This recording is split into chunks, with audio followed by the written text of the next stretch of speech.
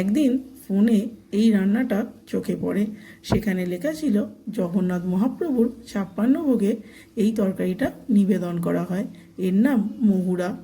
তো বাড়িতে আমার সেদিন সব রকম সবজি থাকার জন্য রেসিপিটা একবার ট্রাই করার খুব ইচ্ছা হয়েছিল।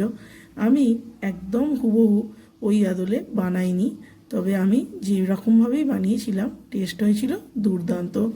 তো চলো তোমাদের সাথেও রেসিপিটা শেয়ার করছি। তো প্রথমেই দেখো, জিরে, তেজপাতা, দারচিনি, ছোটো এলাচ, লবঙ্গ, গোলমরিচ, ধনে, মৌরি সব রকম মশলা শুকনো খোলায় ভেজে কিছুটা গুঁড়ো করে নেব, আর কিছুটা আমি বাটা মশলায় দেব। কড়াই তেল গরম করে দিয়ে দিলাম বড়ি কিছুটা ভেজে তুলে নেব।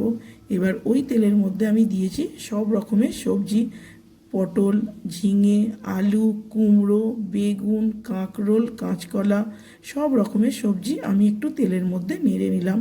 তবে ওনারা এটা তেলের মধ্যে কোনো রকম ভেজে কষিয়ে করেন না, ওনারা পুরোটাই একদম অন্য প্রসেসে করে। আমি জাস্ট একটু ট্রাই করেছিলাম। তো এবার দিয়ে দিলাম ওর মধ্যে বাটা মশলাটা, ওই আদা, জিরে, ধনে, তেজপাতা, এইটা একটু কষিয়ে দিলাম পরিমাণ মতো নুন, হলুদ গুঁড়ো আর একটু স্বাদের জন্য মিষ্টি। এবার কিছুটা জল আর ভেজে রাখা বড়িগুলো দিয়ে ঢাকনা চাপা দিয়ে সিদ্ধ হতে দেব। তো এই যে দেখো সিদ্ধ হয়ে গেছে। এবার আমি এর মধ্যে দেব কিছুটা কোরানো নারকেল। তো আবারও কিছু নাড়াচাড়া করে নিয়ে একটা প্যানের মধ্যে আমি সর্ষের তেলে সর্ষে আর তেজপাতা, হিং ভালো করে ফোড়নটা ভেজে ওপর থেকে দিয়ে দেব। এবার এর মধ্যে একটু ঘি আর সেই ভেজে গুঁড়ো করা মশলাটা ছড়িয়ে নামিয়ে নেব। তৈরি হয়ে গেল সুন্দর একটা তরকারি। সব রকম সবজি দিয়ে এই তরকারিটা খিচুড়ির সাথে আমি পরিবেশন করেছিলাম।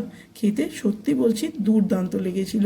তো তোমাদের রেসিপিটা কেমন লাগলো অবশ্যই কমেন্টসে জানিও, আর ভালো লাগলে একটা লাইক করো।